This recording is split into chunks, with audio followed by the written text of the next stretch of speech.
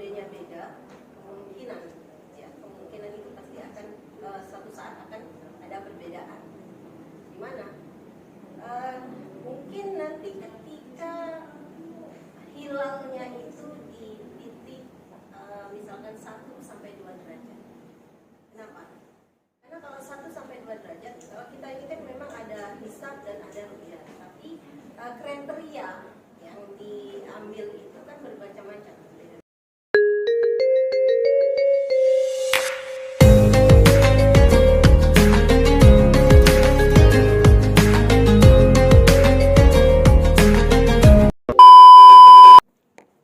Assalamualaikum warahmatullahi wabarakatuh.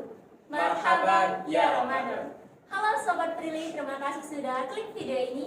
Oke Sobat, kali ini jumpa lagi di bareng saya, Sarli Indriani tentunya dengan program Prilly Podcast Ramadan Islamic Family Law Season 2. Nah Sobat, seperti biasa nih, Sarli gak bakal ngekos sendirian dong. Tentunya Sarli bakal ditemani sama partner Kak Sarli, siapa lagi kalau bukan Muhammad Fahru Razi. Halo Kak Oji. Halo Kak Serbi. Boleh disapa dulu dong Sobat Prilly kita yang ada di rumah. Hai Sobat Prilly, kenalin nih, aku Muhammad Fahru Razi. Sini aku akan menjadi partner hostnya dari Kak Serbi. Nah Sobat, tak terasa nih ya, kita sudah memasuki pertengahan bulan suci Ramadan. Tentunya puasanya masih semangat dong. Harus semangat dong. Ya benar sekali, karena di tengah-tengah aktivitas yang padat, kita tentunya terus tetap produktif dan bersemangat dalam menjalani ibadah puasa di bulan suci Ramadan. Benar nggak Kak? Benar, dengan kegiatan yang luar biasa kita harus tetap semangat dong. Ya. Di video kita pada kali ini, tentunya kita akan membincangkan santai nih Sobat, terkait tema yang akan kita angkat, yaitu mengenal ilmu falak dalam menentukan 1 Syawal 1444 Hijriah. Nah, kalau ada host pastinya ada siapa nih Kak Oji? Ada narasumber dong kan? Nah, benar sekali. Di video kali ini kita kedatangan 2 narasumber yang luar biasa dan Masya Allah sekali ya Sobat. Yang pertama ada siapa nih Kak Oji? Nah, yang pertama tentunya kita sudah tidak asing lagi nih. Beliau Dr. Andes, Bapak Dr. Andes Sunarjo MA.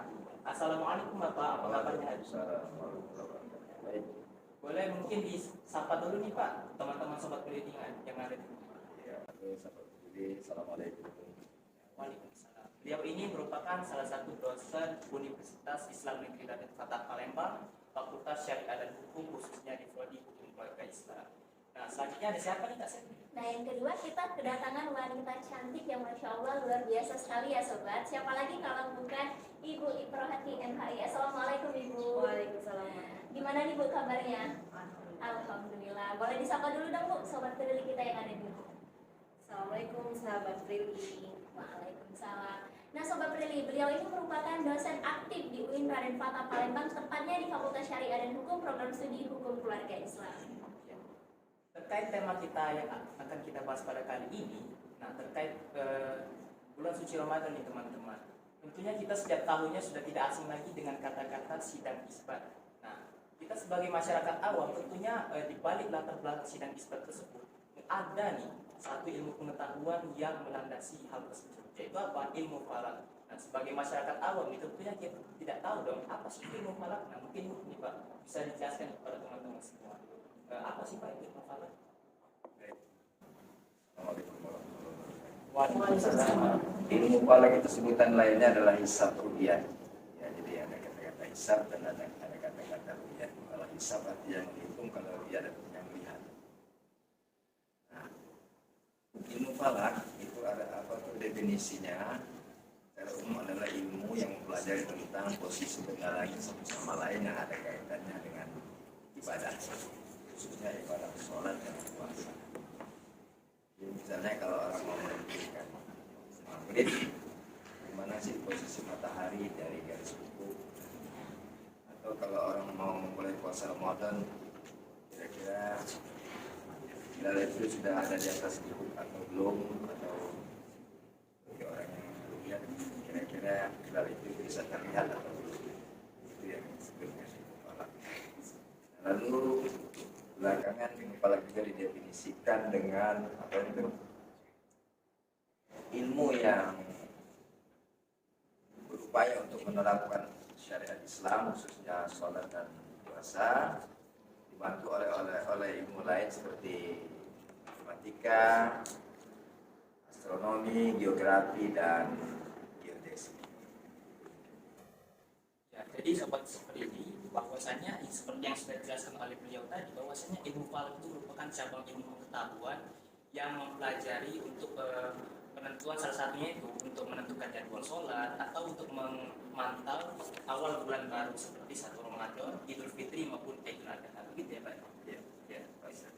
Nah, berbicara tentang ilmu falak nih, pasti ada suatu metode yang digunakan dalam suatu ilmu falak ini. Nah, apa saja Bu metode yang digunakan dalam suatu ilmu falak ini? Metode yang digunakan mungkin maksudnya itu metode dalam menentukan awal bulan ya? Iya, benar sekali. Ya, dalam menentukan awal bulan itu ada 2 metode yang digunakan. Metode umum ini. Satu metode ru'yat, kedua metode hisab. Nah, kalau ru'yat sendiri itu ru'yat adalah melihat dengan mata panjang, dengan mata. Pada saat kapan? Pada saat tanggal 29 bulan Komariah. Nah, sedangkan hisab itu adalah penentuan awal bulan dengan cara menghitung, ya, menghitung dengan data-data astronomi. Ya. Nah, jadi kapan juga kita akan menghitung itu setiap tanggal 20.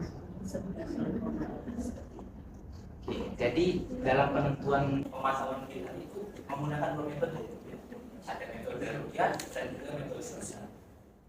Jadi metode ru'yat itu secara pemantauan langsung sebelum pada tanggal 29 ya. Dan juga metode hisab itu dengan cara perhitungan dengan data-data astronomis ya. Nah, berbicara tentang pemantauan hilal nih Pak, saya ingin bergeser ke Bapak Sunaria. Sobat Prilly, perlu diketahui nih, Bapak Sunaria ini salah satu dosen yang mewakili pemantauan hilal secara langsung di area Duta ya Pak kemarin Pak ya. Nah, boleh diceritakan Pak sedikit pengalaman dan proses Bapak dalam memantau hilal secara langsung?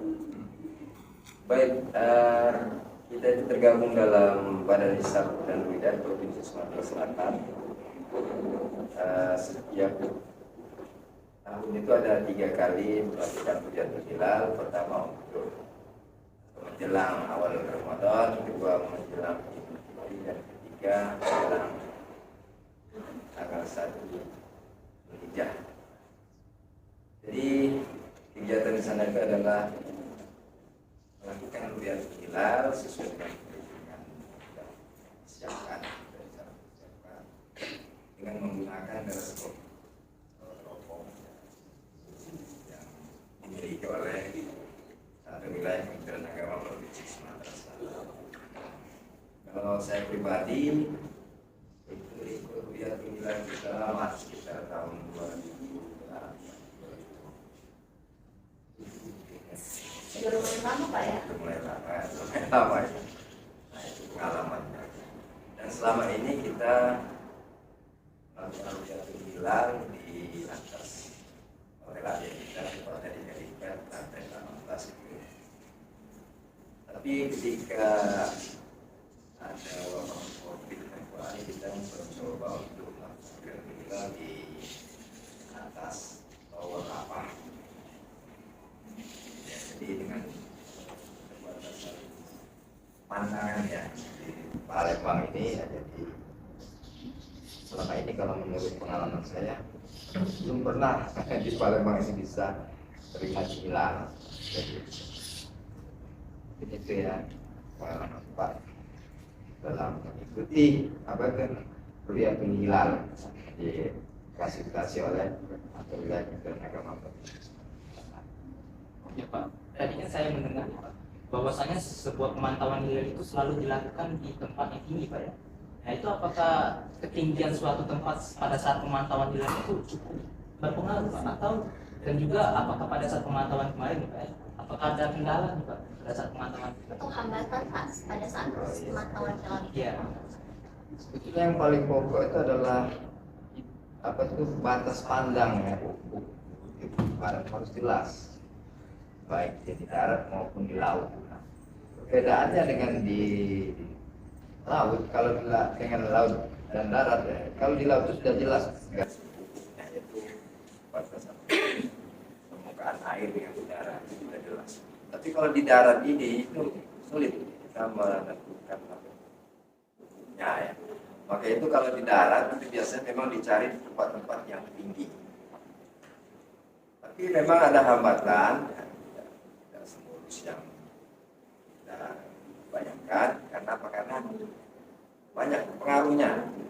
hilal itu terutama cuaca. Cuaca sangat berpengaruh sekali terhadap upaya ru'yat hilal. Kalau itu di dalam hadisnya dikatakan bahwa jika hilal terhalang oleh kamu, maka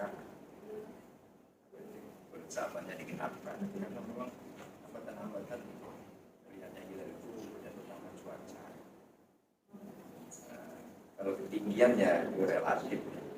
Kalau memang sudah terlihat ufuknya ya ada salah kondisi cuacanya itu yang mempengaruhi. Ya, berarti memang ketinggian satu tempat itu pada satu pemantauan itu cukup berpengaruh. Ya, kalau untuk di darat memang ya, di darat kan namanya Ada bangunan-bangunan, ada bangunan dan pohon atau bukit ya. Nah, selain memang salah satu musuh utama Pak ya, apa dalam tantangan dalam pemantauan itu cuaca Pak. Cuaca ya. Atau bisa kabut yang tebal ya Pak ya. Ya. Nah, berbicara tentang tempat nih Pak, lokasi pemantauan hilal, apakah bisa kemungkinan Pak tempat ataupun lokasi pemantauan hilal secara langsung itu bisa berubah-ubah atau tetap sama nih Pak? Ya, bisa tetap sama, bisa juga berubah-ubah. Itu tadi, kalau kita di Palembang ini, kan kita di Sumatera Selatan ini ada 2 lokasi untuk lihat hilal, pertama di Palembang, di Area Tata, dan satunya di Lubulingga, di Bukit Sulam. Jadi, ya, kalau saya belum pernah ikut ya, di hilal di Bukit Sulam, tapi kalau di Palembang ini memang rasa-rasanya nggak mungkin ya kita bisa melihat hilal ya. Topografinya ya, kemudian cuacanya yang selalu tidak. Nah, tadi kan saya mendengar di bahwasanya pada saat pemantauan hilal itu menggunakan 2 metode. Ada metode hisab maupun metode ru'yat. Nah, dalam 2 metode tadi tentunya apakah ada hasil perbedaan nih? Kan pada saat hasil perbedaan hisab maupun ru'yat itu berbeda. Apakah berpengaruh itu terhadap hasil penentuan bisa itu 1 Ramadan, Idul Fitri maupun Idul Adha? Karena metodenya beda, kemungkinan itu pasti akan suatu saat akan ada perbedaan. Gimana? Mungkin nanti ketika hilalnya itu di titik misalkan 1 sampai 2 derajat. Kenapa? Karena kalau 1 sampai 2 derajat, kalau kita ini kan memang ada hisab dan ada ru'yat, tapi kriteria yang diambil itu kan bermacam-macam, berbeda-beda. Apalagi sekarang ini ada kriteria yang namanya Yomabins yang harus 3 derajat ke atas. Nah, jadi ketika dia misalkan itu 1 derajat, memang secara wujudul hilal itu sudah ada, ya kan? Bagi yang mengandung wujudul hilal, mungkin besoknya itu sudah masuk tanggal 1. Tapi jika kita kembali lagi dengan kriteria Yomabins itu belum ada, jadi dia digenapkan belum jadi 30 hari. Jadi kemungkinan untuk berbeda itu ada karena metode yang mereka gunakan. Baik, berarti dari 2 metode itu saja bisa menimbulkan perbedaan metode hisab maupun metode ru'yat, hasilnya berbeda. Tetapi dari 2 metode tersebut dalil itu ada identitas. Ada. Nah, sobat jadi berarti jangan bingung lagi nih apabila ada sebuah perbedaan dalam menentukan 1 Ramadan, Idul Fitri maupun Idul Adha. Memang dari 2 metode itu saja sudah menghasilkan sebuah perbedaan yang cukup masif. Nah, kemarin kan pada saat 1 Ramadan itu terjadi perbedaan yang tidak sama di Indonesia. Maksudnya dalam berpuasanya. Kalau untuk 1 Ramadan kemarin kita karena posisi hilal itu memang sudah di atas 7 derajat kalau salah Pak ya, 7 derajat. Jadi kedua metode mau hisab maupun ru'yat itu sama-sama, ya sama. Jadi kita kemarin puasanya bareng dikarenakan secara hisab memang itu sudah ada, gitu kan? Karena kriteria hilalnya sudah 7 derajat, Yomabins, kriteria Yomabins juga 3,5 derajat itu sudah ada, 7 kan, gitu. Nah, secara ru'yat memang sudah ada titik yang melihat hilal pada saat menjelang 1 Ramadan. Terus lantas pada saat 1 Syawal nanti, pada saat Lebaran nanti, apakah akan terjadi perbedaan? Tadi kembali lagi, karena tadi metodenya berbeda, kemungkinan ini karena ketika kita melihat hasil, ya kalau secara hisab, hilal pada saat menjelang 1 Syawal nanti itu 1 sampai 2 derajat. Jadi memang kalau secara wujudul hilal, secara itu sudah ada, tapi kalau menurut kriteria Leo Mabins tadi, ya harus 3 derajat ke atas itu tidak terlihat. Nah, jadi kemungkinan di 1 Syawal nanti, menjelang 1 Syawal nanti itu akan ada perbedaan. Dan berbicara tentang perbedaan itu, bagaimana cara itu untuk menyikapi suatu perbedaan itu? Baik, dalam hal perbedaan tersebut perlu kita ketahui bahwasanya di dalam Al-Quran itu kan banyak sekali dalil-dalil yang mengarah ke kita untuk berijtihad. Jadi kalau kita berijtihad itu kan balasannya ketika kita mendapat kita salah gitu kan, kita kan mendapat 1 pahala. Kalau benar kita mendapatkan 2 pahala. Jadi bagaimana cara kita menyikapinya? Ya, kita harus memahami, ya, harus memahami dengan cara moderat dan toleran. Ya, apalagi sekarang kita lagi giat atau menggiatkan masalah moderasi beragama. Jadi kita harus saling memahami dengan hal tersebut. Nah, ini Pak, berbicara tentang perbedaan, apakah ada besar kemungkinan Pak untuk kita beridul fitri pada tahun ini mengalami perbedaan atau memang tetap sama nih Pak? Melihat ketinggian hilal ya di tanggal 29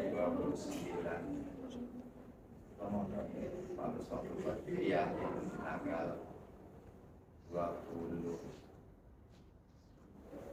April 2023. Kan ikan hilalnya masih di antara 1 sampai 2 derajat. Artinya apa? Kalau bagi penganut wujudul hilal itu sudah cukup. Kalau malam tanggal 21 itu sudah tanggal 1 Syawal 1444 Hijriah. Tapi bagi penganut kriteria bukan ya Leo Mabins, ketinggian itu masih di bawah kriteria 36,4. Jadi karena itu kita memprediksi bahwa akan terjadi perbedaan hari dalam beridul fitri. Tetaplah 1 Syawal. Cuma berbeda harinya saja Pak ya. Harinya ya. Ya, ada yang tanggal 21 April dan ada yang tanggal 22 April. Berarti Kak Sally kita sudah dapat spoiler nih bahwasanya pada saat Idul Fitri nanti kita akan mengalami sebuah perbedaan. Kita sudah mendapat trailer ya. Nah sobat, berarti nanti kita jangan bingung lagi nih apabila pada saat kita masuk bulan suci Ramadan bulan suci Lebaran atau 1 Syawal nanti kita akan mengalami sebuah perbedaan. Seperti yang Pak Sunario katakan tadi bahwasanya akan terjadi perbedaan. Maka apabila ada nanti di kalangan kita atau sebagian yang masih berpuasa, mereka sudah Lebaran ataupun kebalikannya, kita jangan bingung lagi nih. Dan juga kita menyikapinya haruslah bertoleransi seperti yang dikatakan oleh Ibu Ifrat. Jangan sampai dengan perbedaan tersebut kita menjadi terpecah belah dan pahala puasa yang kita berikan selama bulan suci Ramadan menjadi hilang sia-sia. Benar nggak Kak? Benar sekali. Nah, berbicara tentang Ramadan nih Pak, boleh dong Pak ataupun Ibu kasih kesan dan pesan sedikit tentang Ramadan tahun ini. Boleh dimulai dari Bapak terlebih dahulu. Kesan Ramadan kalau bagi saya bahwa ya mana ya? Mungkin bisa dikasih pesan nih Pak supaya teman-teman sobat Brili makin termotivasi, jangan sampai semakin ke ujung bulan Ramadan semakin lesu nih Pak. Benar sekali. Oh ya, kalau kita kan sudah kita tahu tuh kalau sudah kita memasuki tanggal 10 terakhir di bulan Ramadan kan kita dianjurkan untuk beriktikaf. Untuk apa itu? Untuk mengejar yang namanya malam Lailatul Qadar, karena nilai pahala beribadah di malam Lailatul Qadar itu kan lebih baik dari bulan. Sisa puasa kita ini, terutama di 10 hari terakhir itu hendaknya kita maksimalkan, ya. Puasa kita bisa lebih dibandingkan puasa Ramadan tahun-tahun yang lain. Kalau pendapat dari Ibu sendiri, bagaimana Bu kesan dan pesannya mengenai bulan Ramadan tahun ini? Baik, nanti apapun kemungkinan yang akan terjadi untuk 1 Syawal atau jika kita berbeda ataupun tidak ya, nanti jangan sampai mengurangi yang namanya tingkat ibadah kita yang tinggal sedikit lagi untuk meraih hari yang fitri. Benar sekali. Yang kata Ibu perhatikan, jangan sampai dengan adanya perbedaan nanti ya, seperti teman-teman yang masih puasa yang lain sudah lebaran atau kebalikannya, jangan sampai dengan perbedaan tersebut menjadi terpecah belah sehingga pahala puasa kita malah sia-sia saja. Ya, kenapa? Karena puasa Ramadan itu kan keyakinan dalam beragama, ya. Kalau keyakinan dalam beragama itu dijamin oleh konstitusi khususnya pasal 29 Undang-Undang Dasar 1945. Karena itu ya perlu kita tekankan di sini adalah sikap moderat kita, sikap toleransi kita dalam menjalankan ajaran-ajaran agama. Kalau kita sekarang ini sudah mengiatkan apa yang disebut dengan moderasi beragama, sehingga toleransi itu adalah kata kuncinya. Moderasi beragama. Ini. Nah, itu saja Sobat Brili, bincang-bincang santai kita mengenal ilmu falak lebih dalam menentukan 1 Syawal. Nah, Sobat Brili, bagaimana menurut kalian tentang mengenai ilmu falak ataupun penentuan 1 Syawal ataupun Ramadan pada tahun ini? Silakan komen pendapat kalian di bawah kolom komentar. Nah, Sobat Brili, jika kalian suka video ini, kalian tekan like-nya. Jangan lupa subscribe dan nyalain notifikasi agar kalian tahu video-video apa saja yang akan kami upload dalam channel ini. And as always, see you next video. Bye-bye. Wassalamualaikum warahmatullahi wabarakatuh. Kita ngobrol.